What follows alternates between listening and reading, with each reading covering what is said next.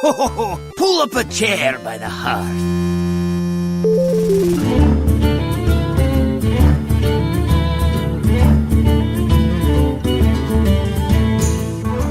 Hello and welcome to episode 5 of The Hearth. My name is Christopher Puner, and with me this week I'm accompanied by both of my wonderful co-hosts. First, starting with Matthew Hillman. Meowth. That's right. That's you. And we've also got Aiden Frost Rock Arts. Last on every show. Hey man, you know what? Somebody's got to be the caboose. It doesn't mean anything negative. It means you have a place in this world. Remember? He used to be, and then we got Aiden. And then it was like, oh, I'm not the new one anymore. Before we get started, I wanna say thanks to our very first patron on our Patreon page who's helping support the show. Shout out to Andrew McCormick, who's currently giving us a little bit of money to help us out, and in return, he's going to be able to get this episode 24 hours before everybody else, and a couple of other things. If that sounds like something you guys might be interested in, I would suggest going to our Patreon page and helping out the show. Other cool things include he's going to get an entire arena run video just to himself, right? Pretty much. Oh yeah, yeah, pretty much. But if that's something you guys want to take a look at or details, we'll talk about it at the end of the show. But real quick here, since it's appropriate, that's Patreon, patreon.com/The Hearth. But thanks again, Andrew. You're great. You're the best. Andrew's a bro. We appreciate you and everything you do, because he also supports our Warfinch page, because he's just all over the map. What a cool dude. Thanks, man. But yeah, so that's exciting. But other exciting things happened this week, and I'm pretty sure they happened in your guys' lives, probably online, because real life is boring, am I right? Totally. So, Mr. Matt Hillman, I haven't spoken to you in about a week and a half. Why don't you catch me up, man? What you been up to? Well, listen. I had the 4th of July, which was pretty cool. That was last weekend. I went down to an unnamed location in Illinois and had fun with a bro of mine. So that was cool, and that took up a lot of time. And then I did working stuffs and lots of working stuffs. I've been so busy. I almost haven't even played any World of Warcraft, but I did play a little bit of Hearthstone. I played a little bit of WoW, but it was mostly just Garrison stuff and some LFR. But I did play some Hearthstone. That was pretty cool. I redid my mage deck totally to make it like better mech mage deck, and I actually really liked it. At the beginning of this season, I was ranked 22, and one night I was like, you know what? I'm just gonna play this mage, and so I redid my mage deck, and I built it from the ground up using mechs, and Ooh. I ended up winning all the way up to rank 18 without a loss.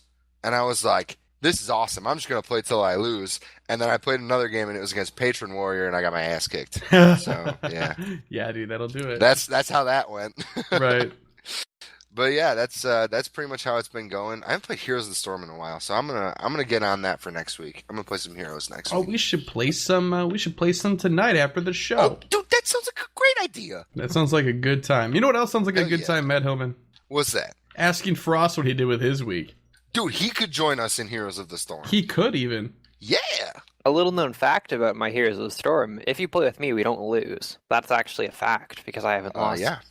So, Here's the kicker, 100% win rate over here. It's really hard to get him to play with you. Yeah, but when we do, dude, we don't lose. Once every 2 months. That's true. I feel like I'm learning that game I'm only playing ranged characters, purposely for Heroes of the Storm, but I mean, I feel like I can micro better than any other player at my level. I feel like a league player going into that game feels like they're overqualified. Yeah, it actually feels really good. I'm sure I'm still missing so many huge components of the game. Yes. But I am microing my spells. I am casting stuff on cooldown. I feel like I'm actually playing the stuff that transfers from League very well. Here's the thing. You know how there is in League, there's your personal mechanics that you have to keep track of, like last hitting for CS and a bunch of other stuff like that. And then there's also the second half of the game, which is like map awareness and knowing when to rotate to objectives and like when to push other lanes, like when to pressure and stuff like that. Like, Heroes of the Storm is just the second part of that. There is no first bit. Well, I mean, there's some like personal mechanics. Like if you can't play your character Yeah. properly, then you're probably not gonna be a good player. Right, but you don't have to worry about finagling with last hitting and like focusing in on that. Oh, You yeah. can pretty much sit back and have a big perspective of that game the entire time and be great. Yeah, the more and more I watch like pro players play it, or just like big personalities in the scene. Like I've been watching a lot of Jesse Cox videos on Mhm. Heroes of the Storm. So like him and his friends, they're not like great at the game mechanically, but they just like set out like a game plan and they just steamroll other teams. Like if they just stick to a plan that they know they can accomplish. It's just really Yeah. cool to see that you can beat people who are mechanically more skilled than you if you like actually have a game plan and you work together as a team. So it's Right. definitely really a team focused game, which is a huge difference from League. Oh, it's very cool like that, yeah. Yeah, But for did you oh, play sorry. any? Did you play any Hearthstone or anything? I played a lot of Hearthstone. I didn't play any WoW. Actually, I played a bit of WoW this week, but not very much. Not enough to talk about. For Hearthstone, though, I mentioned last week that I've kind of given up on rank for the month. I just want to like, I've already hit. I got to 18 just from my like stars last month because I finished rank 4, I think. So I've decided that I'm just gonna play Tavern Brawls, play some casual stuff, maybe make some fun decks. Mhm. I've been playing the crap out of this week's brawl. Like this week's brawl is the whenever you cast a spell, you get a random minion drop of the same spell cost. So like that is just so much fun to play with. I've been trying like all spell decks for every single class. I just today I played Chris with a spell hunter deck. He absolutely creamed me, but it was just so much fun. Yeah, it is. I told you there was a lot of cool cards in that during the pre-brawl. Yeah, our pre-brawl, like we went over all the like really good decks and like all the stuff that synergize as well. But like Mhm. today, Chris and I mentioned actually in the pre-brawl that I thought coining out Lore Walker Cho on turn 2 was like the best thing in the world. And so Chris and I played a game and I coined out Lore Walker Cho turn 1. And then he just didn't know what to do for like 4 turns. Like he just sat there. He's like, I really don't want to cast anything. And then we ended up just like ganging it up like 4 times. So like both of us had kept like 12. trading. We kept trading gang ups and just putting him just like stacking. Half of our deck was Lore Walker Show by the end of that match. It's really funny. That game was I just love that game mode. It's just so there's so much you can do with it. I hope Yeah. they keep up like game modes like that where it's just I want to keep going back to it. I want to just play with my friends all the time.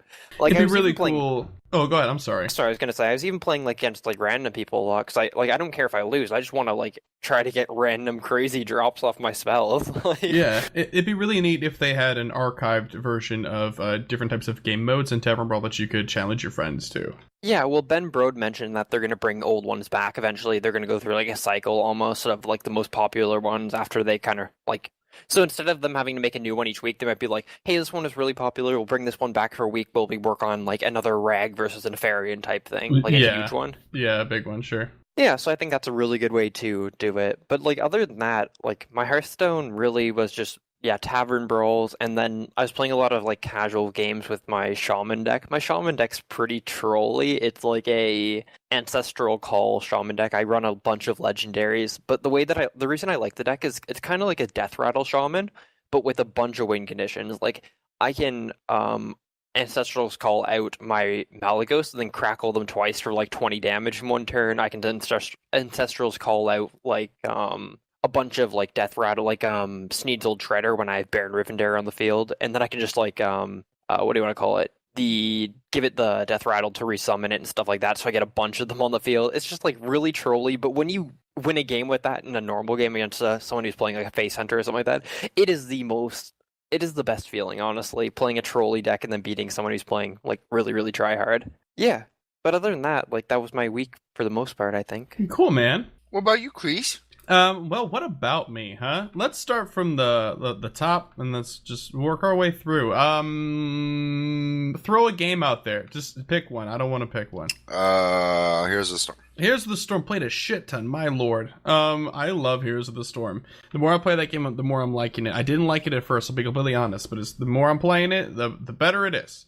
That game takes some getting used to, but once you get used to it, it is just as engaging in its own unique way as any other game I've ever played. I was mistaken in thinking it was kind of a light version of what I was doing before with League of Legends. But I treat them differently, and it's a much more healthy relationship. Playing a lot of The Butcher.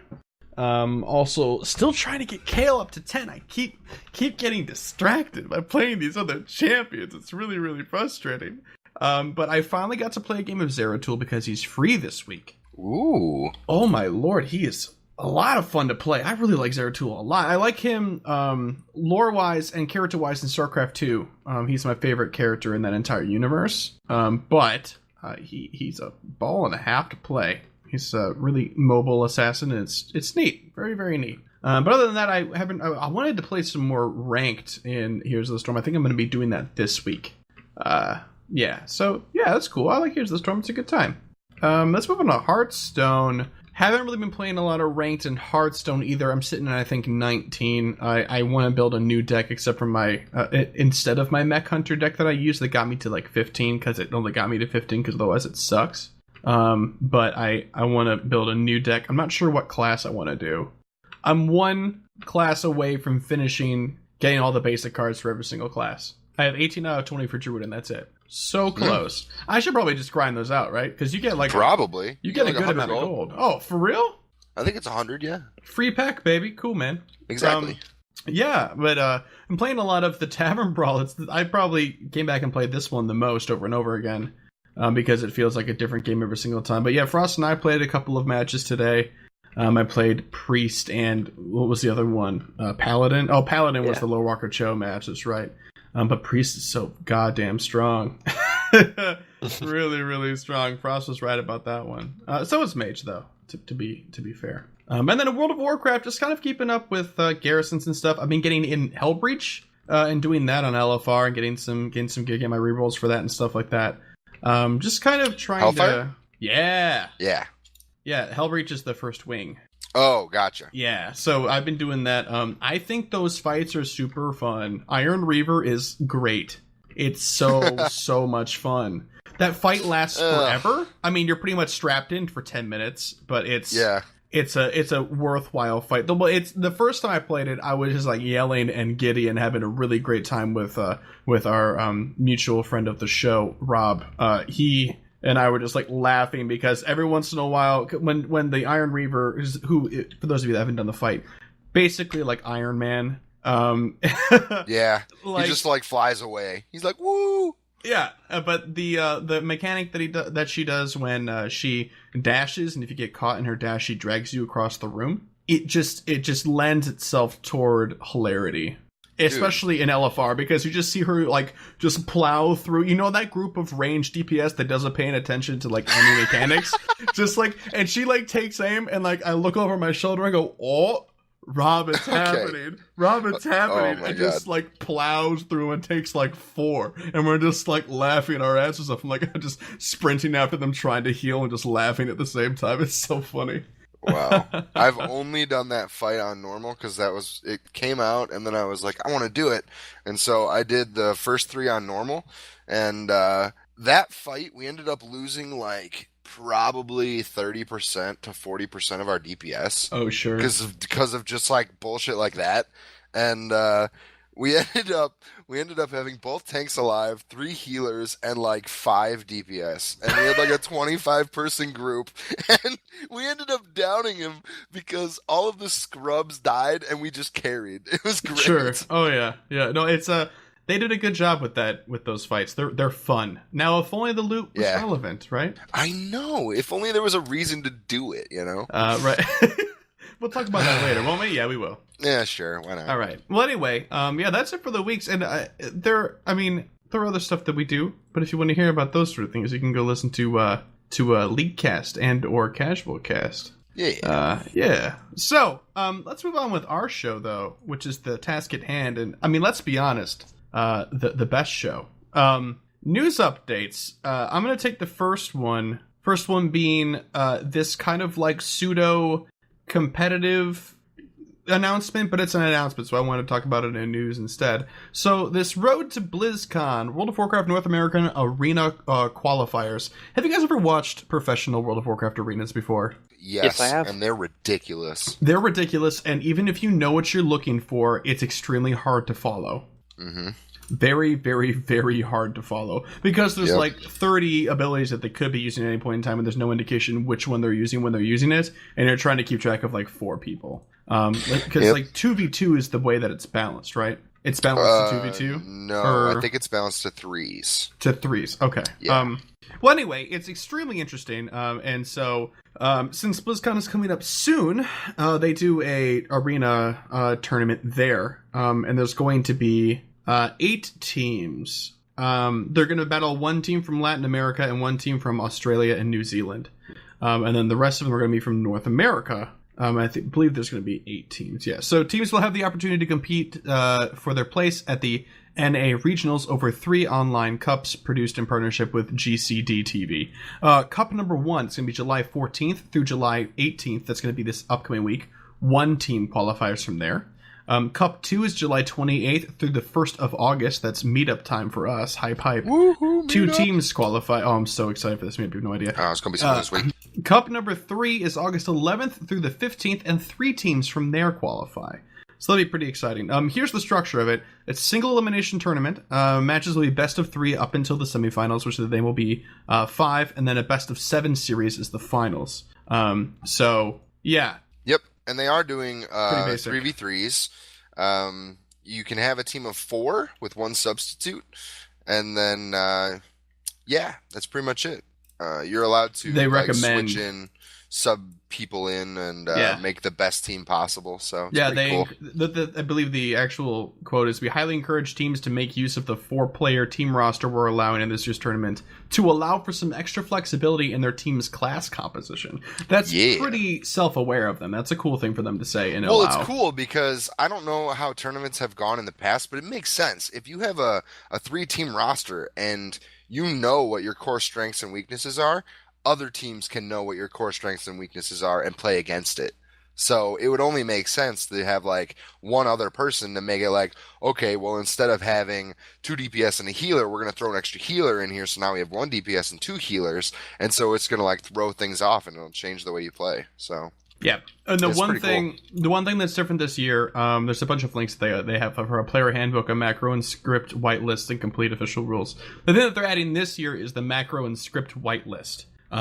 To help ensure, this is what they say, that everyone is on an even playing field, we've assembled a list of macros and scripts that we've determined are acceptable for players to use in our in-person events, starting with the regionals through BlizzCon itself. Anything not listed will be disallowed for use during these live competitions. And then underneath that, they have this, they have an email address in which you can suggest things that are maybe critical scripts or macros that they might have missed. So that's kind of an interesting thing. I'd like to see some feedback from that in the community. I'm sure there are lots of people that are very opinionated about that sort of thing. Yeah, definitely. I mean, macros change the way you play the game. You can have it do certain things in order if you always do those things in order. So it makes sense, especially for something like Arena where it really matters. Like, oh, you can make a stopwatch, huh? You can run a script for a stopwatch. That's very cool. There is a stopwatch in game. Did you know that? I did not know that until I was looking at this list right now. It's just /timer, and it pulls up a stopwatch. That's very cool. Yeah, that's very, very cool. Anyway, yeah, cool. So that's happening. That's a whole thing. The next bit is exciting for me, so I'm going to steal it, and you guys can talk about the rest of this after I'm done. But Blizzard was at Comic-Con, and they did a couple of interesting things. While we were all kind of hoping that they were going to be, and this is San Diego Comic-Con, by the way, the one, the important one. We were kind of hoping that they were going to release. I'm sorry to other Comic-Cons, but I've been to Chicago Comic-Con, and no. Yeah. True. Bruce Campbell was there, and he's cool. And I saw Unicorn City, which was a cool indie film. But it's just a big warehouse full of people selling prints, and that's whatever. Right. That's Comic-Con. Anyway, so we had our fingers crossed, World of Warcraft players out there, Warcraft enthusiasts in general, that they were going to show a trailer for the new movie coming out next summer, but we didn't get that. But what we did get was, first of all, they put up a bunch of really cool displays. I think there was one of Gromash. I don't remember which orc it was. I think it was Gromash, yeah. I believe so, but it looked baller as fuck. And they had an entire display of the props that they were using for shooting and stuff like that. It's great. And then they released 2 new movie posters, one of an orc and one of a human. We can probably assume that the orc is Gromash, considering what the timeline is going to be, but we don't really know who the human is. Or at least I am not. I don't know enough about it. I've also been trying to keep myself pretty much out of the loop of spoilers with this movie because they've been leaking a couple of things like cast lists and like who these people are. I kind of want to be surprised by who shows up and see. That's like a personal test of my lore to see who I think is being represented by this live action person in front of me, especially human names, because all the human characters in WoW lore kind of get jumbled together in a lot of different ways, except for like Jaina and Arthas, you know what I mean? Like, Yep. we're talking about Medivh, are we talking about Antonidas? Like, who are we talking about now? Like, it just gets all kind of thrown together. But they also released some cool new things in the store, including like a Hearthstone beach towel. There's a Murloc egg backpack. It looks cute as fuck. But also going back to the movie, Legendary Comics released a prequel graphic novel to the movie called Warcraft Bonds of Brotherhood. So if you're into that sort of stuff, and who isn't into cool graphic novels that look beautiful, especially about Warcraft, I would go pick it up. It looks pretty neat. I might also do that. So, yeah. Cool. So this Hearthstone thing. Yeah. We're in the middle of a new season. Did you know that?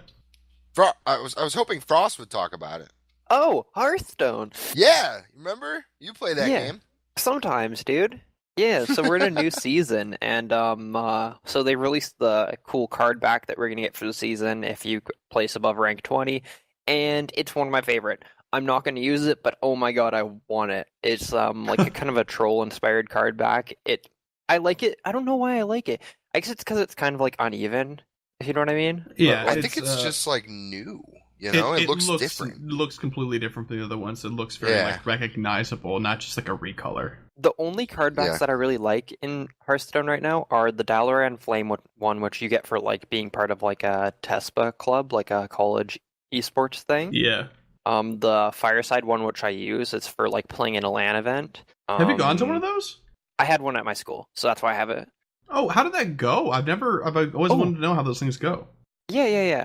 So it was like maybe like 50 people in a big tournament, kind of best of threes. I played like a zoo deck and I played like a mid-range hunter deck, so I feel bad because like let's put it this way: there's a losers bracket, and if I lost with I was never gonna win a game with my third deck. You know what I mean? Because like I'm just not good. I can only play rush decks. At least that was like a year ago. But like I came second. No, I came third in it. So I mean that's pretty cool out of 50 people. Yeah, for like that's playing really the game good. for like a year. And so did you like receive a code for the card back? Is that I received like no. You had to play a bunch of games in a LAN, but I got some sort of prize. I think it was I don't remember what it was. I got something though. But my friend Teague, who was I was playing alongside him, he was a friend of mine at school. He came second in it, so he played in the one a couple months later, but I didn't decide to go to it. And it was open to the public rather than just the university. And so it was like 300 people, and people were good. Like there's legends and stuff like that. And he came first in it. He won like $800 worth of Blizzard stuff. whoa? Damn. And it's like he came second in the one before, and I came third, dude. I think I could have like been top 3. You could have taken that guy down. That's awesome. It's really cool though, yeah. But anyways, I like that card back. I like the Ice Crown, and I like this one. So they're all really cool card backs. If you guys aren't familiar, it's the symbol for the it's like a different version of the troll symbol, because each different race in World of Warcraft has like its own crest, like its own coat of arms, and that's what that one looks like for the troll. Is like that. It's like square. I called it a diamond. That diamond. Fuck you. It's a diamond. Fine. But yeah, it looks just. I call it a rhombus. Okay, that's fair too. But yeah, that's what it looks like. The whole like Sen'jin village sort of thing. You know. Yep. It's pretty cool. There's also a sale on Heroes of the Storm. Raynor is $1.99. Nobody says it like that. He's $1.99. And then his skin is also on sale, the Commander skin, for $3.74. And then there's a skin for Abathur. Is that how you pronounce it? Abathur, yeah. Pajamather. Pajamather. Oh, Pajamather. That makes a lot more sense. Pajamather. That's what it looks like. Pajamather. Is he in pajamas? He's in a onesie. He looks so cute. He's in a onesie. Yeah, and all his little arms have their own little armholes. Yeah. That's cute. And that's only going through the 14th too. Yeah, that's through the 14th, so get those now. By the time those of you who hear this, other than Andrew, you'll have like a day. So Get it. now. Get on it. And then the last piece of news is also sort of competitive, but it's more so an announcement, so I also put it here. The North American July Open, and this is going to be for Heroes of the Storm. It's going to have a prize pool of $25,000. And the first bit takes place this first weekend. It's July 11th through the 12th. So by the time you hear this, it'll be over. Hopefully you got to catch some of it. It's going to conclude next weekend from the ESL studio. That's going to be on July 18th through the 19th. And then they just gave like a list of casters that were going to be there. A couple of them are pretty consistent casters they have show up, and a couple of them I think are just new and notable. Forecourt Jester, Sham2, Gillyweed, Anna Prosser, Solid Jake GG, Kubi, Zoya, and Unctious. Where do I know Forecourt Jester from? Is he did he also play League or like was involved in the League scene at all? I think he runs a esports website, or he's part of any a group. Of these people. Are they like famous for casting, or? I think a couple of them came over from StarCraft, and now we're doing Heroes of the Storm. I think. Don't quote me on that. I could be completely wrong. But yeah, that's just a list of people. Sorry, yeah, Forecourt Jester, I do know him. He did cast some League tournaments and stuff. Like, he's just a caster for a bunch of games, yeah. Okay, that's pretty neat. Yeah, he did guest casting with Freak for the Ione versus Noxus thing, like in 2011. Oh, God, wow, that's way a while back ago then. now. See, I know the name. Cool. Well, that's cool. Yeah, so that's a thing. Go watch him, I guess. Well, since we're on the topic of competitive scene, the Archon Team Tournament Championship League of Tournament Champions is still happening.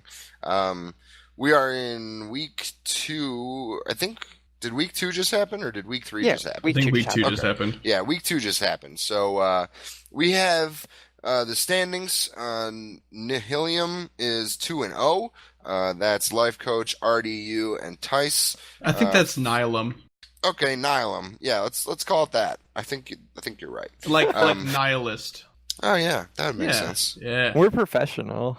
Dude, I didn't look at how to pronounce the names of the teams. I figured I could do that, but obviously I was wrong. Pajamathur, I heard was pretty popular in skins. In that team. Pajamathur? Yeah.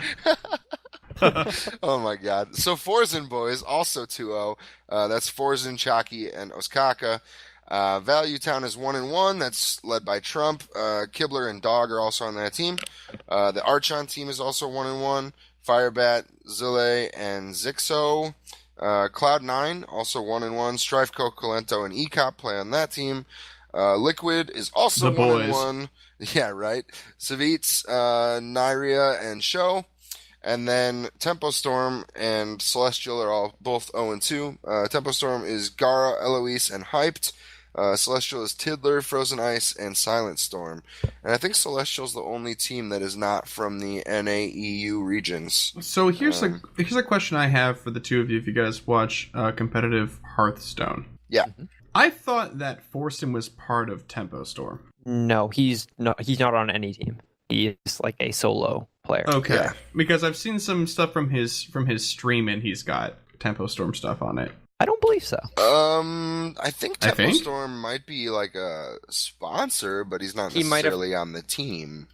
I think everyone. I don't know. I don't think that's true. But I mean, like him being sponsored by Tempo Storm at all. But I know he's like like a solo player. He just won his first tournament a couple months ago, sort of thing. And yeah, so Forsen and Trump kind of made their own teams. And I'm sorry, I meant Reynad. Yeah, why is Reynad not playing? Is the question I had, not about Forsen. I'm sorry. Why is Reynad not playing? Because he wanted to give some like publicity to his players. Like he's the owner of Tempo Storm. He built Tempo Storm from the ground up, and he's letting Gara. He got Gara and Hype. They're kind of like well known on his team, and then Eloise. He just recently was a recent addition to the team. So, okay. I mean, she is a great player. Like, watching her play, like, she's the only female in the tournament, first of all. She's from China. She got top. Mm-hmm. She was fourth on first to ladder tournament on the China server, and the China server is huge, dude. Like, she came fourth in, like, a first to legend. So, like, she's obviously a good player, and she plays, like, a lot of different styles. Like, first week, she didn't play very well, but she played two, like, really aggressive decks. And then second week, she played two, like, really, really slow decks. She played, like, a handlock deck. And it's, like, she just played so super well. Like, she 2-0'd against someone. But, I mean, the rest of her team kind of, like, held her down a bit. That's cool. Good on her, though. The first week she played, she didn't do all that well.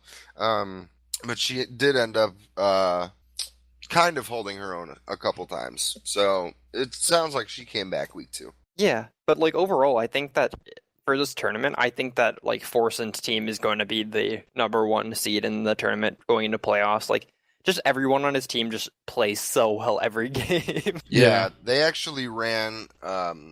It's best of 11, right? In theory, yeah, it's for you have to get all 6 wins. Yeah, you have to get 6 wins. When Forsen was playing, Forsen and Chalky both went 2-0, and Ostkaka got 1 win, so they were 5-0. And then Ostkaka ended up losing like 3 games in a row, but then they took it. So that was pretty crazy. They just rolled face. It was awesome. The tournament's such a cool format, though. It's like, yeah, they won 5-0, but now it's like Ostkaka is on like one deck, whether it be like Rogue. I think it was Druid. It was Druid. It's like now the other team knows exactly what they're playing against for the next 5 games. So like they can go their strong decks until they get close to the end. Right, exactly. And I don't know, did we talk about the format at all? I think we did. If we didn't talk about it, I mentioned it last week. I don't remember. Okay, you have 2 decks each for each player on the team, and then you have to win with all 6 decks. Oh, that's right. Yes, that's it. Yeah. So, yep. The cool thing about it is that if you win, like Frost was saying, if you win with 5 of your decks in a row, you still have to win with that 6th one. So it still gives an opportunity for the other team to come back. But which is cool. Which it's is hypothetically cool. Best of 11, but it's just weird to say it that way. Yeah, that is. No, but it's really cool because like you get to see so many more decks than around like a normal tournament, like where you have a best of 3 scenario where you pick 4 decks but one of them gets banned. It's like I think we've seen every single class except for Shaman. Like Shaman's terrible right now, but I mean we've seen like Priest, we've seen Rogue, we've seen everything other than Shaman, and it's really cool to see at competitive level. Yeah, it is. Well, I think it's time for me to school Chris a little bit on how to not be a scrub. I was gonna say, because you weren't here last week, I wanted to hear if you had any input on what we talked about last week. I did not get a chance to listen to the episode. Okay. So I don't know the full extent of the conversation, but it sounds like you guys were talking about which class to pick and how to figure out what you want to play. How to be you in World of Warcraft and why it's important. All right. We missed you, Mr. World of Warcraft. It sounds like you had a good Don't Be a Scrub, and I missed it. Damn it. Oh. But yeah. Basically, you're going to want to pick human so you can relate to your character. Fuck you. That's what I said. I said this the other day on the episode. You did. Like, everybody always gives me shit because I like human and they think it's stupid. Okay, well, look. I've been playing Horde since I started playing this game. And he doesn't know any better, folks. The whole time, I've just really enjoyed playing Horde. And then when a bunch of people started playing WoW again, I actually flipped over to Alliance and started leveling a dwarf. Well, when it comes to race, and this is my personal opinion, this is not the same for everyone, I don't care. I am currently leveling a female troll priest. Yeah, because who cares, you know? When I talk about race, what race you're going to pick, it's kind of like you're going to be staring at this character for hours and hours and hours of your life. What do you want them to look like from behind? Because that's where you're going to be looking at them. So that's female characters. Yeah, exactly. I mean, female characters are fine. I've got both. I've got female and male characters. And it doesn't really matter to me because more than anything, it's about class. You know, if you pick the right class for what you want to do, then that's the best way to do it. So I think personally, what I do is I say, what do I want to play? Do I want to play a healer, a tank, or a DPS? And then from there, I decide what kind of healing or DPS or tanking I want to do. And so I know personally I like healing, and then it's just a matter of finding out what like kind of healer you want to play. And there are great resources for kind of going over what you want to play and how the classes differ. Like, I don't know what I'm about to talk about. But yeah, I think mostly Tell me more. You like that segue? I think mostly it's just it's about finding out what your preference is. A good way to do that would be if you've ever played an MMO before. You probably know what you like playing. when I played an MMO before World of Warcraft. It was a stupid one I'm not going to mention. But I actually played. Yeah, but I actually played a healer mage. And that's the thing. There was a magician, and the magician would either be a damage or a healer. So it was kind of way more basic than World of Warcraft, because WoW has a bunch of different classes where you can cast and stuff. But Magic has always been kind of what I wanted to do. So when I switched over to WoW, I was like, well, I want to play a healer. And then I actually picked Mage because I thought that was like the same thing. It turns out that was a DPS class. But when I came back and my raid needed a shaman, I was like, sure, I'll level a shaman. So I did. And I actually ended up keeping that shaman as my main. So, yeah, let's talk about a little bit about raid healing. So I think this will kind of be an ongoing series of Don't Be a Scrub. Mostly just going to go through all the different specializations and briefly talk about all of them. Decided to break them down by their role. So if you decide, hey, I want to do healing late game, either in arenas or in raids, PvE content, whatever you want to do, this will kind of give you a brief overview of how each of the classes interacts in a raid environment. I will talk about PvP briefly, but I don't do a lot of PvP, so it's hard for me to mention that a lot. But I will talk about it just a little bit. So, let's get started. Okay. Raid healing. So there are 6 different classes that can raid heal. You have Holy Paladin, Holy Priest, Disc Priest, Resto Shaman, Mistweaver Monk, and Restoration Druid. Holy Paladin, mostly single target healing and lots of good raid utility and That's what I play. cooldowns. Yeah, right? So mostly you have Beacon, which will heal your tank when you heal another target, or heal whoever you put the beacon on, but typically it's a tank. And then the raid utility is just ridiculous. They have the bubble that allows you to cast even if you're supposed to be interrupted. They also have cooldowns like Hand of Light, Lay on Hands, there it is. There you Lay go. on Hands, and lots of great single target healing. They lack AoE and smart heals. Smart heals are basically heals that you don't have to do anything for. Hots are a smart heal. Shaman totems are smart heals. There's a Mistweaver Monk has like a statue, a Jade Serpent statue. That's a smart heal. Those kind of things. That's really lacking in Holy Paladin. There's not a lot of AoE healing. So typically if you have a tank and spank fight, Paladins are really, really good. But if you have a large raid-wide damage fight, Paladins can be a little lacking. The next 2 are Holy Priest and Discipline Priest. These are very, I don't want to say similar, but I don't know another word for it. They're both healers. They do different things a little bit, but they're both priests. So you're going to get a lot of the same spells throughout. Holy Priests are really good at raid healing. They have a lot of kind of raid heals that are on relatively long cooldowns that kind of go on the floor or in areas, that sort of thing, but not great single target heals. Disc Priest is Disc, short for discipline. You'll hear that a lot. Disc is very, very good at shields and just kind of, again, raid healing is okay. It's definitely better if you're going to play Holy Priest. There's less raid healing for Disc Priests. But Disc Priests actually can also put out a lot of damage. They heal, one of their spells, I can't remember what it's called, but they actually heal when they deal damage to enemies. So Discipline Priest?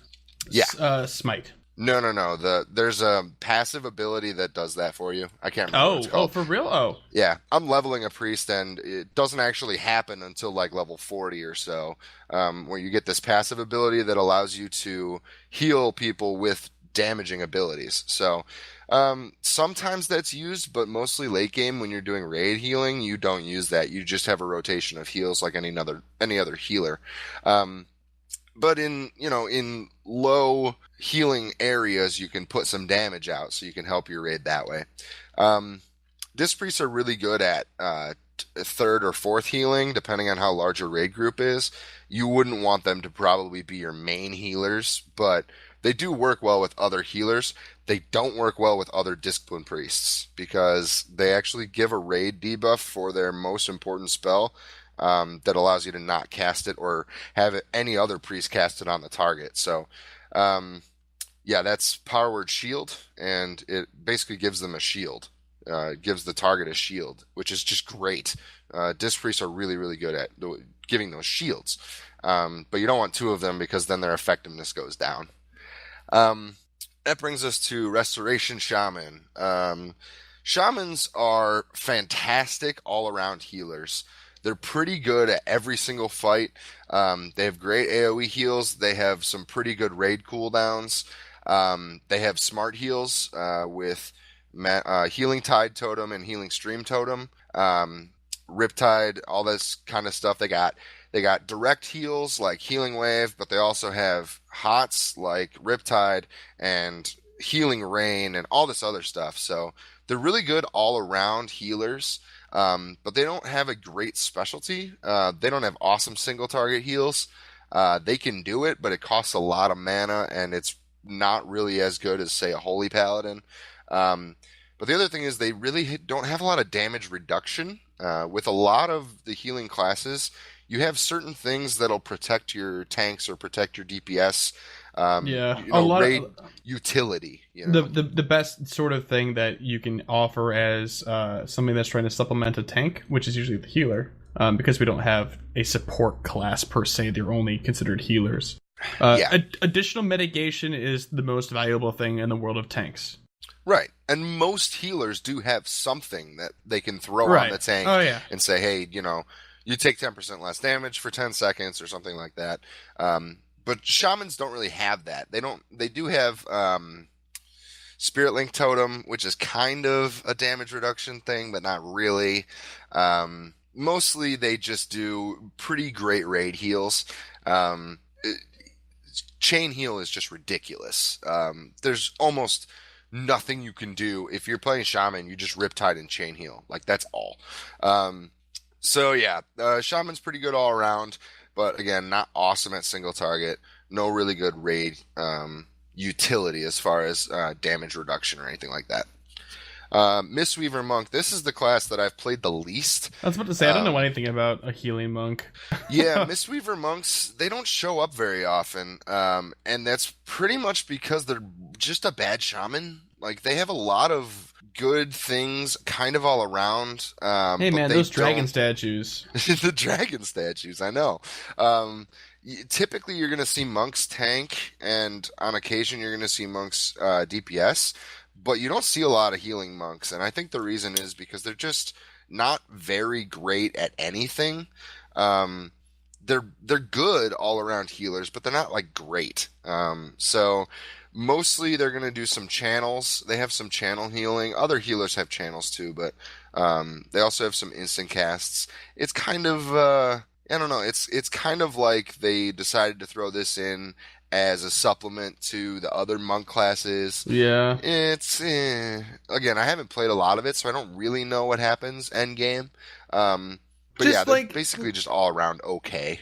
Monks just kind of feel like they took the place of what shaman used to be back in the day, like when you used to be able to like tank with shaman and stuff. You know what I mean? Yeah. It's weird. They're in a like super weird spot. Yeah, it seems like monks are pretty close to shamans overall. Mm-hmm. Yeah, and then the last healing class is Resto Druid. Oh my god, Resto Druid. There are so many great things about Resto Druid. They have Tranquility, which is a raid cooldown. They have so many HOTS, healing over time effects. I know, I wrote dots in the doc, and everybody's like, no, it's HOTS, man. You know what? It is. Whatever. It's reverse dots. I know, reverse dots. They have ridiculous amount of instant cast and HOTS and all this other stuff. Like, Resto Druids are just amazing. They do great things for raids. I just wrote downside. I don't know if there's really a downside to Resto Druid. Quite honestly, they don't have great single target, but neither does Shaman. So their Shaman and Druid are very similar. But I think Resto Druids have a lot more. I'm gonna click on you and forget about you. Mostly the HOTS thing. They don't have a whole lot of smart heals, but they have a lot of good raid utility. So Shamans and Druids definitely the highest raid utility kind of healers. And then if you're talking about single target heals, mostly Dispriest, Paladin. I don't know about Monk, somewhere in there. Who cares about Monk, honestly? But that's kind of an overview of late game raid healing. And I didn't really teach anything. I just kind of talked about it. But hopefully it gives you sort of an idea of what you would want to play if you're looking into healing. So, and also what to expect when you're looking around your raid going, I don't know what that monk is doing over there, but it keeps shooting wind out of his, I don't know, fucking something. And this shaman keeps throwing water in my face. It's irritating, but I feel better. I don't get it. That is exactly what happens. Yeah, pretty Every much. time Riptide, it's just like whoosh.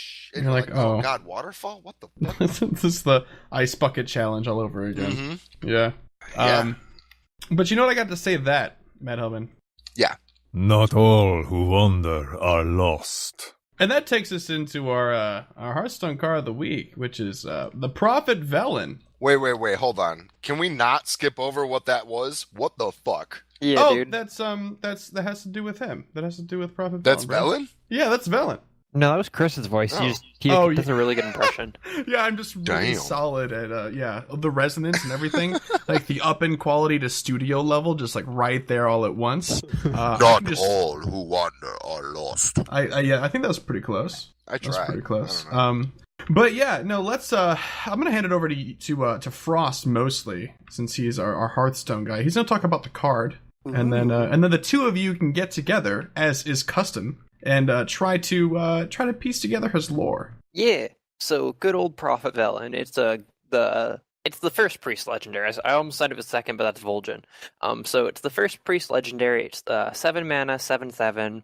Its ability is that it doubles the damage of healing of your spells and your hero power. So you double the damage, you double the healing. It's all good. Double the fun. Card, yeah, so it's a really fun card. I wouldn't say it's a good card. I wouldn't run it in anything unless you're playing a really trolly deck, because if you're playing any card that's like above 7 mana, 7 mana is kind of right on the cusp of what I'm about to say. But like, if you play a card like this, you want to win the game with it. And a card like this, you play it and then it gets BGH'd, and then you don't really get anything done with it. And if you're going to run a card like Prophet Velen, you're going to be running it in like kind of a trolley one-hit deck type thing, like with probably Zealot Priest. You're probably going to run stuff like Mind Blast with it, though. You know, you play this and you drop a 10 damage. Shadow Form. Yeah, just some random stuff that does extra damage. You're probably not going to win very many games, but it's a lot of fun. Like the thing that the deck list I'm seeing, like that he's showing up on like on Hearthhead, is like arena priest drafts and stuff like that. Like people are like, yeah, good in arena. Grabbed him, yeah, and this is what I got, and I did okay. Here's the deck list. Yeah, it's pretty well. Like you also need to run something like Doctor Boom, so Doctor Boom takes the BGH hit, and then you can do your combo. Because there's no way you're. I guess with Thaurissan, you can maybe do everything on one turn. But I mean, really, you have to play this. You have to hope that it survives one turn, and then you can maybe do like Shadow Form, Hero Power, Double Mind Blast for like 14 plus him hitting. That's 24. Double Mind Blast. It's 24. 5. And if you Shadow Formed twice, that would be 26. Too bad. If you run 2 Shadow Forms, you're gonna lose the game just by. Somebody beat me last week with 2 Shadow. Should I feel bad about that? You're a scrub. Should I feel? Oh, excuse me. This week on Don't Be a Scrub. If I'm not a scrub, what are we gonna have a section for? I don't understand. No, but like for the most part, I mean, it's kind of weak card. But I mean, there's so many fun things you can do with it. I guess like priest deck itself, like there's not a ton of fun things. Like there's not a ton of burst cards. You have stuff like I contend that's what's not the true. What's the 6 mana 5 damage card? That Mind heals Blast. you. Oh, that heals you. Holy Fire. Holy Fire, thank you. Like stuff like Holy Fire or stuff like Mind Blast are really only huge damage spells, I guess. Like it's not like you have a Pyroblast in a priest deck. I guess you'd have to run Double Smite if you were running Prophet Velen too, which is silly. like, I mean, like, it would be fun if you won a game with it, but it has to survive one turn. So, like, if they have Yeah. BGH, if they have, like every class has a bunch of removal. You have to dodge all the removal, and then you have to last one turn, and then you can win if you have all your cards in your hand. Or else you really don't have a win condition with this deck. But I mean, it's fun, and if you do it, you're probably gonna have a lot of fun. You're gonna really enjoy yourself. Yeah. Yeah, so when you summon him, he says, "Not all who wander are lost." When you attack, he says, "I foresaw this." And his Wait. flavor text, Matt Oh, Hillman. sorry. Go ahead. Oh, yeah. He's been exiled from his home, and all of his brothers turned evil. But otherwise, he doesn't have much to complain about. Wait. So what does he say when he's summoned? Not all who wander are lost. Yeah, but how does he say it? Not Chris? all who wander are lost. There we go. That's what I was I like. didn't get it. Sorry, it hurts my throat every single time I do that. Just for the record, Mind Blast is 2 mana and it deals 5 damage, so it would be 4 mana, 20 damage. Yeah. If you pretty did it broken. right, that's disgusting. If you manage to pull it off, not like you're going to, But again, you can't play Velen and 2 Mind Blasts in one And- turn. and Unless you have Thorson. Holy Smite is 1 mana for 2 damage. It's 1 mana 4. So Yeah. technically, if you had 2 Smites in your hand and 2 Mind Blasts and Velen, and you Thorson, you could play Velen, Mind Blast, Smite for 28, right? Ooh. And then Holy Nova just to, No, fuck you're already 'em. in shadow form, so then you hear Yeah, power. you're already in Shadow form, so then you hero power. for Oh, 4 okay. more. And now There we're you just go. assuming a whole lot, No, but This honestly, is basically Freeze Mage, but without anything to freeze the enemy. Sure. I've And played Ice with Block. Velen and against Velen in Arena, and I think he honestly shines in Arena. Okay. So you usually don't have those like core, what do you want to call it? Like stuff like executes and all your big removal and stuff. So I mean, by the end of most Arena games, you're like top decking in a lot of them if you don't Sure. build your deck properly. So if you can play this after they use all their removal, you can heal for 4 every turn, and they're not going to be able to outburst you. So I mean, this Okay. card is good in Arena. If you use, instead of Shadow Form, what if you used Alkanai Soul Priest? It would still deal 4 damage. It would, but I'm just saying, like, instead of using Shadow Form, is that a better, because you also get a monster out in the field? You would have to run maybe 2 Shadow Forms and 2 Arcanine Soul Priests for Yeah. Velen to be even remotely effective and constructive. Right. Are But we if going to that's- have to? Wait, never Huh. mind. You don't have enough dust. I was Okay, going to say but, we, like- we should have a contest for the first one to win a game with this deck. Let's say just this is the last thing I'm going to say before we delve into some lore stuff. But okay, you have Alkanai Soul Priest right out on the field. Okay, Yeah. your cards and powers that restore health now deal damage instead. You have Prophet And then you Velen Circle out of in the Healing field. for 8 You damage. Circle of Healing for 8 damage. Yeah. 0 mana. Zero But then you mana. you kill your. But you kill creature. Velen and Arcanine Soul Oh, Priest. well, you know what? Here's the thing. I don't care. That's fine. Yeah, but if you're playing against Handlock, that's brilliant. What if you put But, Alkanai Soul Priest out and then you have a light well you forgot about? That was in a At the tournament. start of Chris, your a That tournament. turn. totally does happen, yes. Chris, that happened in a tournament like 2 weeks ago. It's like he had to start playing minions on his board so that they would hopefully get hit by the light well, so he didn't die. Oh, that's hilarious. That's 'Cause he so had funny. He got Akonai. He had Akonai, then he got Lightwell from Piloted Treader. So like it started just killing him. Oh no, that's so funny. Does Shadow Word Pain target your own minions or only enemy minions? Only enemy. All the enemy Oh, minions. wow. Yeah, that's Yeah. rough.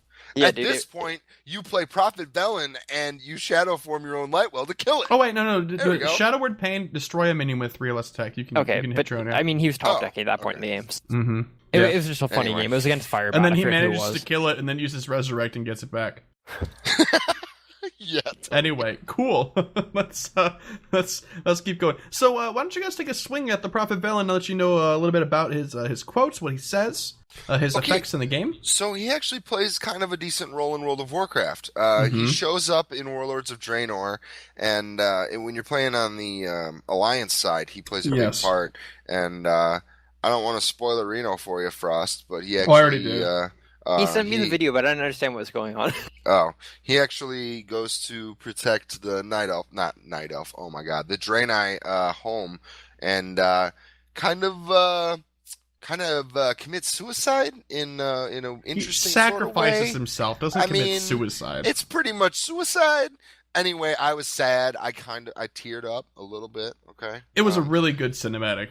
Oh, that was a really good cinematic. It makes me want to play Alliance, which is just silly. Like, who would want to play Alliance? Anyway, he does show up in World of Warcraft. So, here's the thing: Prophet Velen is a Draenei. Wrong. He's a priest. He's the leader of the Draenei, right? Like, he leads them, right? Mhm. Okay, so hold on. He's hold not on. a Draenei? No, No, but I- he kind of. He kind of is. He he's totally a Draenei is, by right? association. Oh, Yes. okay. But he's got the Holy he's got shit, the holy- blah, blah, blah, right?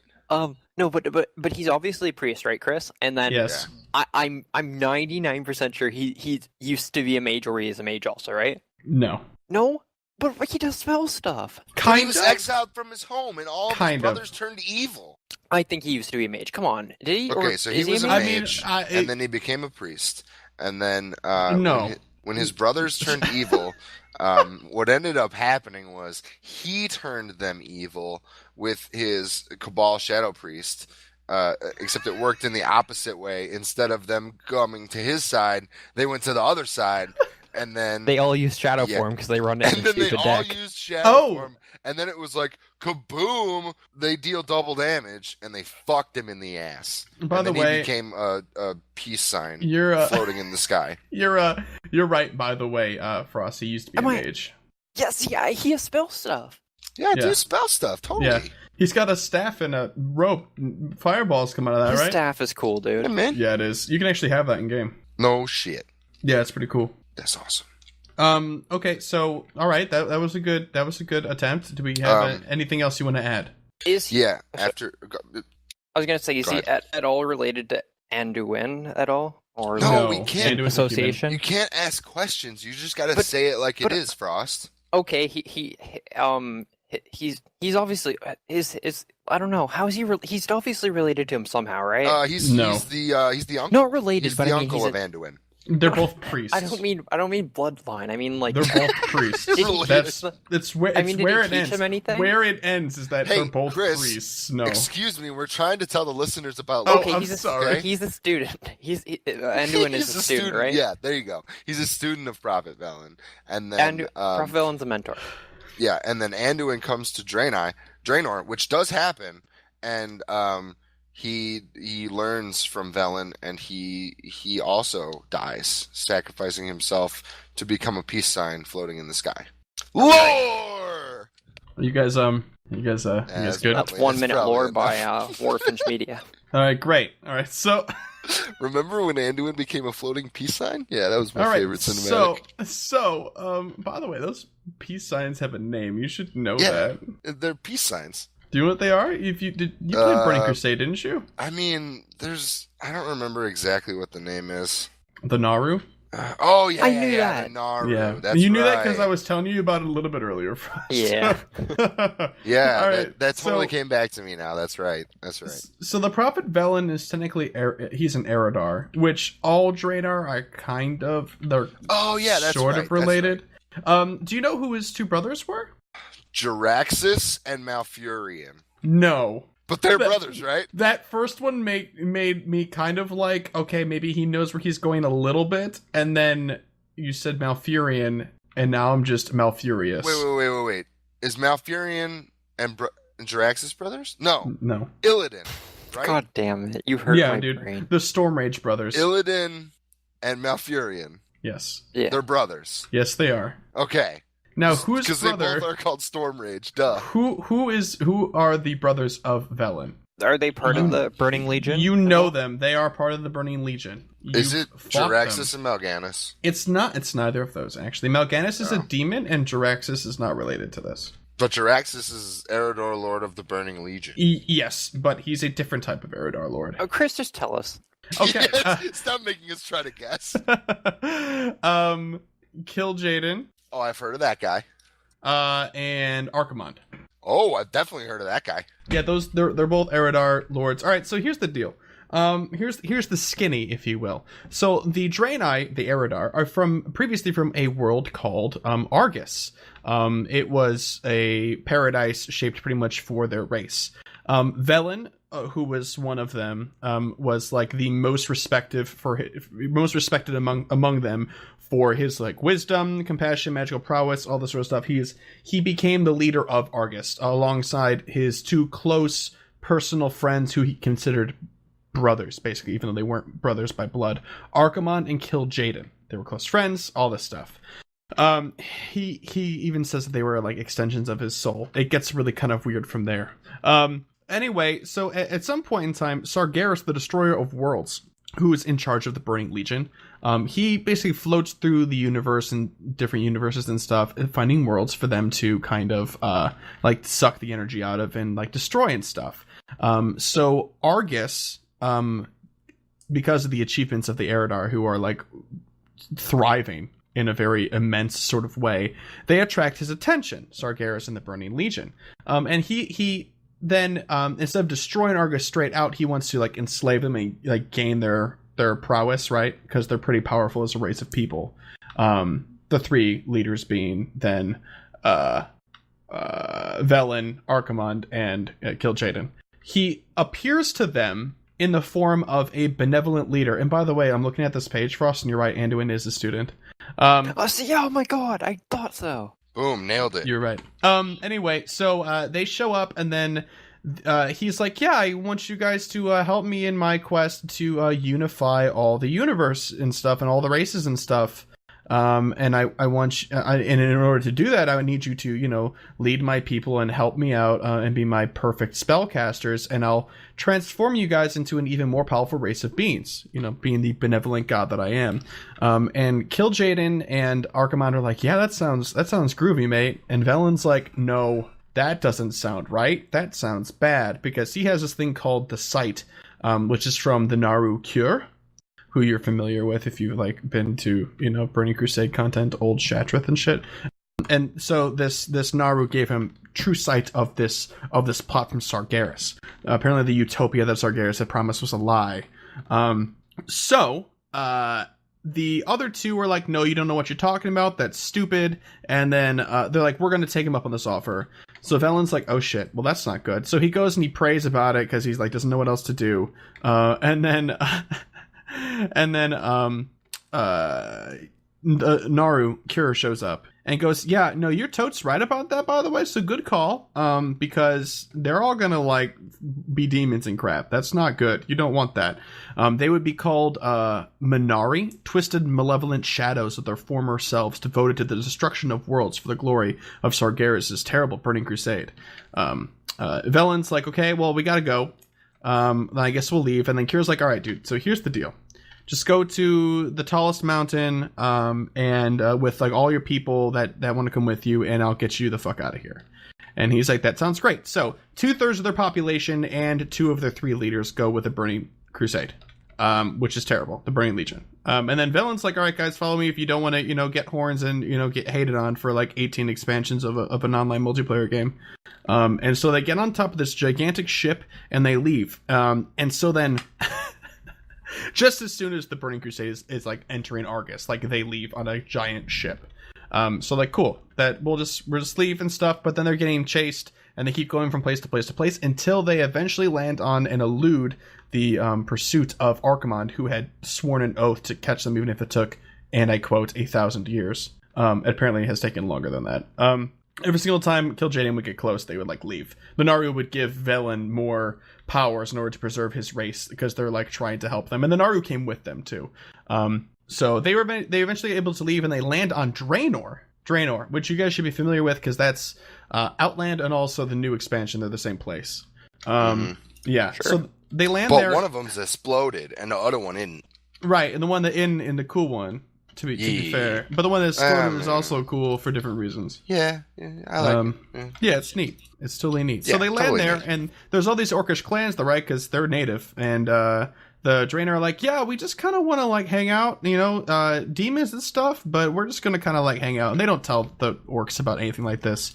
Their relations are, and I quote from this article, cordial but aloof and business-like. So they don't get really close per se. They just like coexist. Which is neat. That's good, right? Because that's not what we expect of orcs at this point in time. But they were fine. They were fine with it because the Draenor were pretty chill. They're like good hunters. They were able to handle themselves. They weren't like in the way. They respected territory. Like they were cool neighbors. So yeah, and then Sargeras eventually finds them, but knowing that they're just going to leave again, he doesn't know that their ship has crashed and is broken. He contacts the Elder Shaman Ner'zhul, that name should ring a bell. Ner'zhul. And he tells he's a them, bad guy. Yeah, Kil'jaeden is like, yo, to Ner'zhul, Draenor are plotting against you, so you should know that. And he's like, oh, well, those motherfuckers. And they send out like a bunch of orcs and start attacking them. And then Velen sends a courier to Ner'zhul, and he wants to know like what's going on. Like, it's like, did we do something? You should let me know. But then Ner'zhul just kills the courier, and Velen's like, that's bullshit. I'm really upset about this. So then he eventually gets captured by Durotan, the chief of the Frost Wolves, and then Drekthar, his top shaman. And then Velen was trying to explain to them what was happening. And then they were like, no, they mistook it as blasphemy. But Durotan, because he's a good guy, ends up letting them go and stuff like that. And then there's the whole portal thing, which we've talked about a million times. Like, Velen is just a core Draenei Eridar figure, and you don't get the impression that if you're familiar with the game at all and you know who Archimonde is and you know who Kil'jaeden is, it's weird to think of him on the same level as those two, but he is very much so, and actually more so in a lot of ways, because while they were empowered by Sargeras to help lead the Burning Legion, he was empowered by the Naaru multiple times over in order to protect his people from them and also like just evade them. So he also has relations with like Illidan, a bunch of other stuff. He's dealt with everybody. This guy has touched everybody. And then in the new expansion, he has this whole story arc in Shadow Moon Valley. If you're Alliance, it's really freaking sweet. Shows in a bunch of books too: Tides of War, Landfall, War Crimes, stuff like that. He's neat. He's a cool guy. Yeah. Yeah. And I cried when he died. But stop! Why you gotta be like that, man? I'm sorry. Spoilers. Did I say that? So Spoilers. he has that mark over his forehead, which he then passes on to Irel, who's like now the new leader of the Draenei. Yeah. I believe those are the blessings of the Naaru. And then what happens is that the dark star that they keep talking about in that part of the expansion, that storyline, is them trying to corrupt a Naaru that's floating above that area. And so he sacrifices himself and the sort of powers that he has in order to purify the darkness out of the Naaru, which then empowers all of the Alliance forces in the area against the Iron Horde. So that's what the peace sign is actually kind of a god of light. It's not really a peace sign. I mean, it looks like I don't know. I don't really know how to describe it. Not a peace sign, but you know, it's a thing. It's cool. It is a thing. Yeah, you're not wrong. Cool. I am not wrong. Woo-hoo. So yeah, we got anything for this week in trade chat? No, nothing this week. Okay. Maybe something next week. Yeah, not a lot of us played a lot of World of Warcraft this week, to be honest. So yeah, and there won't be something every week. It's just only if I find something cool. All right. If I find something that's like, haha, that's hilarious, or this guy makes a good point, then I'll put it in there. Otherwise, it's kind of like meh. Absolutely. Okay, cool. Well, anyway, let's move on to emails. We got 2 this week. One from Wesley. In episode 2, I believe he actually then later emailed me back. After I told him that we would answer his question, he told me that he's actually listening to Casual Cast, and this is where we had this conversation he was talking about. He said, you guys talked about Abathur in Here's the Storm. I just unlocked him today, and I'm loving him. I only played him in AI games so far, but it is a whole different dynamic than any other character I've played in League of Legends or Heroes of the Storm. I read his abilities before the podcast and thought they were cool. I tried him out in the Try Hero mode. That it was fun. It was so fun that I spent days trying to unlock him. 10,000 gold is not cheap. If you haven't already, I would give him a try. Thanks for doing the podcast, listening to Casual Cast, League Cast, and the Hearth. I enjoy all of them. Oh, thanks, man. We appreciate your support. As for a question, who is your favorite hero in Heroes of the Storm to play? Who do you find the most interesting? And which of them screams of Shaco Syndrome? Shaco Syndrome? I don't really know what he's getting at there. But that means that when they're on your team, they're bad, but when they're on the enemy team, they're the best player in the world. They're like, real? Oh, okay. I would say to answer that question for me, that's definitely Brightwing. I always, whenever I play with a Brightwing, they're always terrible. When they're on the other team, they're like omnipresent. It's ridiculous. Yeah, I don't know. I don't actually play a lot of Heroes of the Storm, but I know. Well, do you have a hero you like playing? Yeah, okay. Arthas is always just run into the middle of the team, and if they're on my team, they die. But if they're on the enemy team, it's like an unstoppable frozen wall of undeadness, which matches with his lore like really well. But you know what I mean? It's like I can't take him down, and yet he's on my team and he's fucking terrible. So it's like, god damn it. That's true. Frost, do you have a favorite character you played? Like I have a favorite character, yeah. Okay. Lily is awesome, and I honestly want to main her because apparently. So like I told you I was watching a bunch of Jesse Cox stuff. Everyone plays her as like a full support, like they go down the support spec. But apparently her damage is unreal when you start going down like the damage spec when you play enough games. She so does it's a like, lot of damage. People don't expect that. That's what I love about that game. It's like there's so many different builds that are just crazy that I want to try on different characters. And I honestly love her. Like I just like the way that like I don't know, I like microing and stuff like that. So yeah. Cool. All right, and my favorite character is kind of between Kael'thas and the Butcher right now. Probably leaning more toward Kael because it's always a good time. And then who I find the most interesting is probably I'd have to say Thrall. Thrall is a very interesting character in that game. I can't really tell because he's never free for me. It's so sad. I can't tell if he's a support or a melee a champion or like what he's doing, but he's got a lot of really unique skills that are super interesting. He's simple. I mean, don't get me wrong, but he's very, very interesting. He comes in clutch sometimes, and other times you're just like, that was a wet noodle in that fight. I don't know what was going on there, but I guess it's kind of that fits lore wise with Thrall as well, right? Wow, you're such an asshole. I'm sorry. Every once in a while, he does some. Okay, Thrall is cool. He's one of my favorite characters of all time.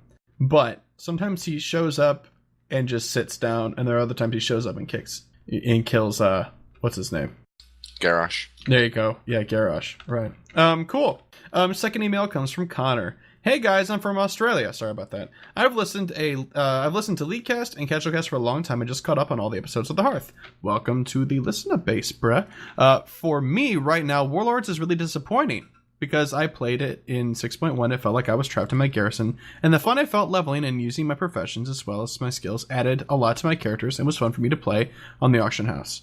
However, with the garrison changes, with only 2 level 100s, I can cover almost every profession because they mean so little now. I make more money than ever, but I feel so disconnected.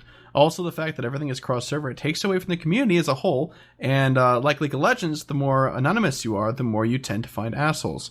I recently, after playing since early Wrath, quit WoW, and have started playing on a Wrath private server, and I couldn't feel more in love with WoW. I have missed the character development with talent trees and professions, as well as a very tight-knit community. What are your thoughts on these problems? Would you play on a private server? Can I actually answer this? Should I? Yeah. Okay, go ahead. So like so you guys everyone grills me about this, but I used to play like a ton of MapleStory, and so I went back to the game. I go back to the game like once a year sort of thing and play it for like a couple months, and I have a ton of fun. So this time when I went back, I decided that I was gonna play on a private server.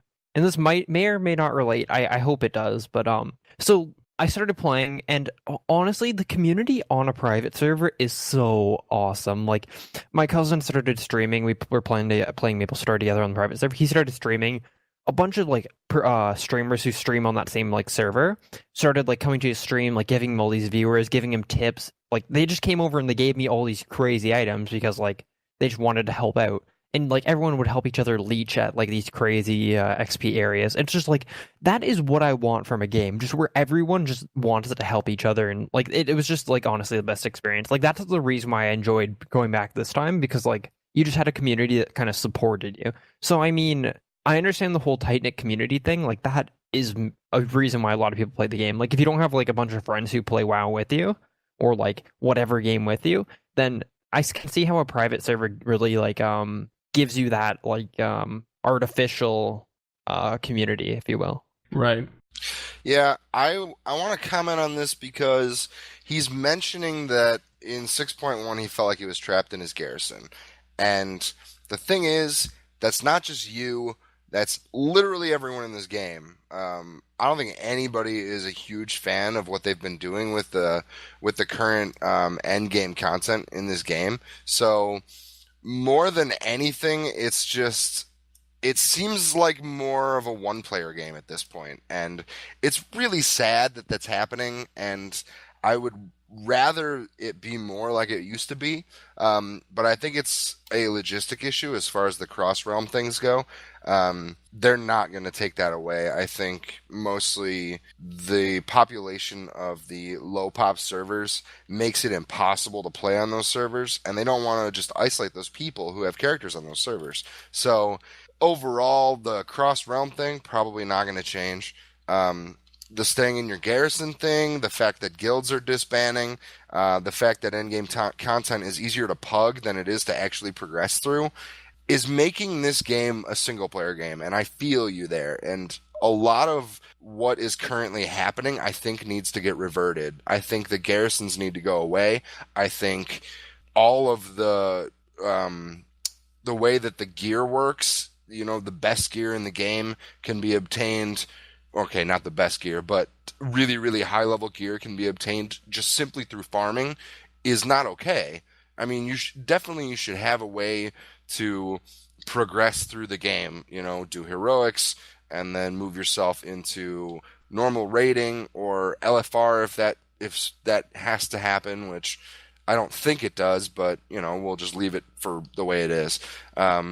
But I really think that gated content is the answer to all of this. I think that they need to bring back at least gated bosses. I think if they did LFR and they were like, look, you can do all 3 or 4 wings of the most current content, but you can't do the last boss in LFR, I think that would be huge. I think that would inspire so many people to try to gear up in LFR, learn the fights, and then join a progression guild and actually get going. Because right now, you can experience the entirety of the game simply sitting in your garrison or farming in Tanan. And it's like, that's not the point of an MMO. That's not the reason I started playing this game, and it's not the most fun that I've had. And I think that really, if they want to bring the game back and actually get those subscriptions going again, what they need is not a carbon copy of Mists of Pandaria, because let's be honest, that's kind of what this was. Most of Warlords of Draenor is a carbon copy of Mists of Pandaria.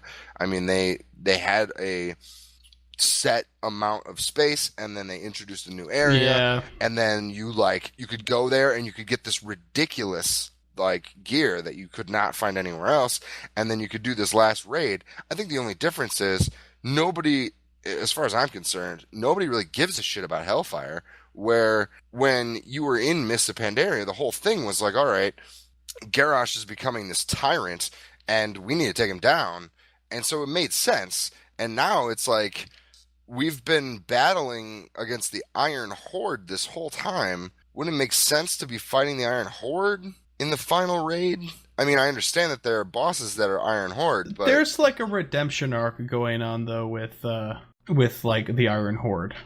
Yeah, but that sucks. It does. I've been fighting the Iron Horde this entire expansion. You're not and then wrong. Last minute, it's like, but we want to be good again, and it's like, but we've been killing you.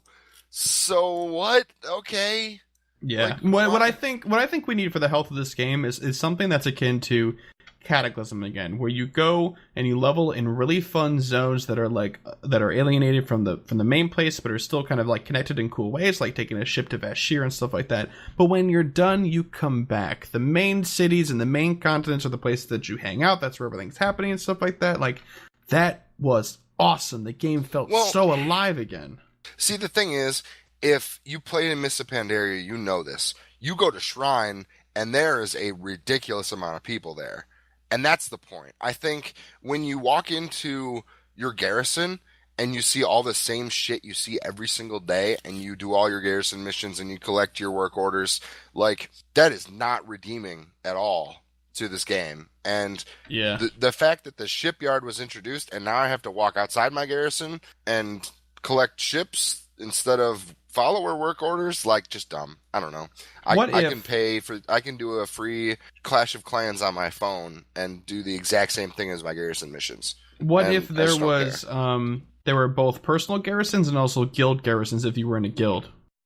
I don't think it would help. They got bigger and you could see other people, they were in the same phase. I don't know. I mean, it's definitely better than what I got going now. But it's Okay, there are some people that hang out in Ashran, don't get me wrong, but how many times do you go into Ashran and you're like, damn, look at this, there are so many people here. You know, it's like, no. Well, there's more people in Ashran than there is in my garrison. Well, that's true. But you go to Ashran if you want to jump into the PvP content in Ashran, or you need to buy rerolls, or do the auction house if you haven't unlocked that in your garrison. It's like, you really just don't have any place to go or any reason to leave your garrison. And it's sad. It's really sad. I don't know. They need to have a main place like they did in Pandaria, I think.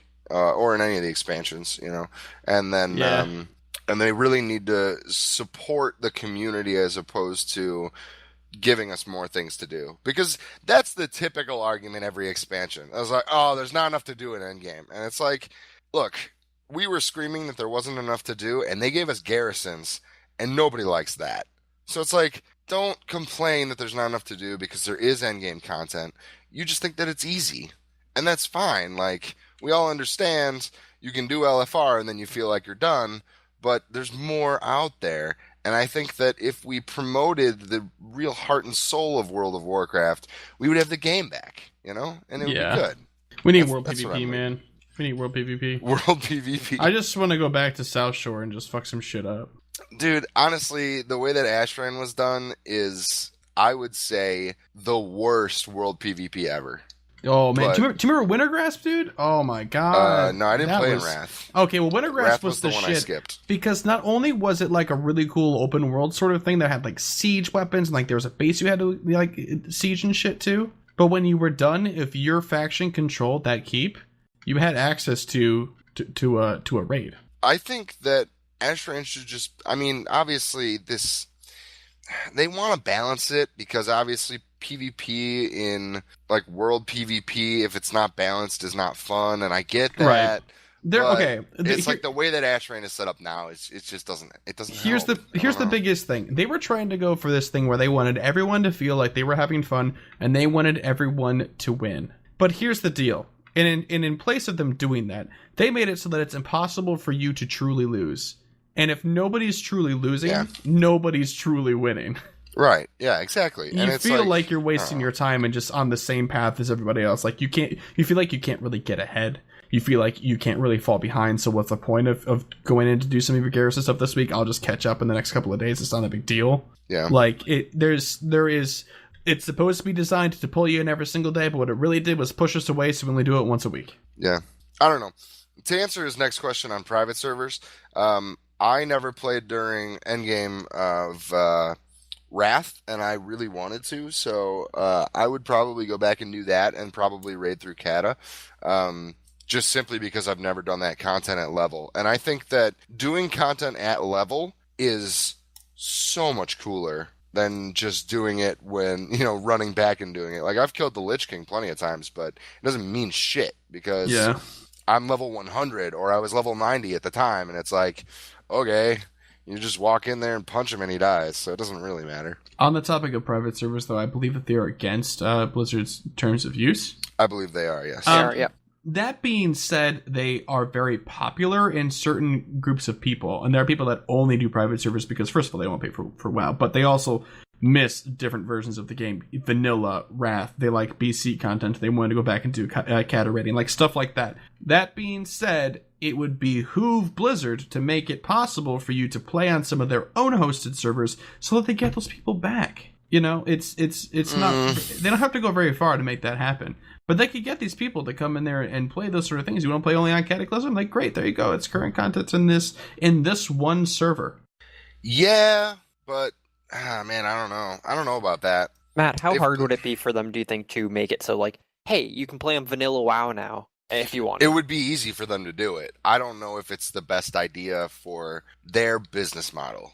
That's I think it would split their player base. I can tell you that, which would be bad. Yeah, but I mean, I think it would bring a lot of people back. I think it's like oh shit, this ship's going down. We should do this, and then it will bring a lot of players back. Like, I think that's when they'll. Yeah, it might be a last-ditch effort sort of thing. It's entirely possible. I don't really know. I don't really know how the community would react to that. It's interesting. Yeah. Anyway, I believe we've talked about this for long enough. Thanks, Connor, for the question. If you guys would like to send us an email so we can talk about it like we did talk about those 2 emails, you can send it to thehearthshow@gmail.com. Or if you'd like yourself to be played on this episode, much like Prophet Velen a couple of times this entire time, you can send us an email. You can call us at our Google Voice number and leave a voicemail. That number is 681-443-2784 or 681-4-HEARTH. Yep. Yeah, and if you'd like to get involved with the show in other ways and like just, support us and help out and stuff, you can like us on Facebook, just search for The Hearth, or follow us on Twitter at Hearth Podcast. If you would like to get in some really cool content like monthly Hearthstone arenas, and we're going to be doing popular deck breakdown videos and stuff with good friend of the show, Nick Cooper. Then I would suggest helping us out on Patreon. It's just like a buck or something like that per episode, or even like 25 cents is like pretty cool. But go ahead and take a look at the really cool offerings we have on there. That's Patreon, patreon.com/The Hearth, and see if that works for you. Anything helps us out immensely, and you'd be the coolest person ever. Plus, we'll like shower you with love every single episode, like we're doing. With Andrew, because he's Andrew's the coolest. The best, dude. He is you the guys coolest. can be like Andrew if you choose to. It's but a choice. It's but a choice. Andrew's living the high life. He is. And that's gonna do it for us this week. We'll see you guys soon for the pre-brawl this upcoming week. But until then, catch you later. Peace. Bye-bye. I love you, Andrew.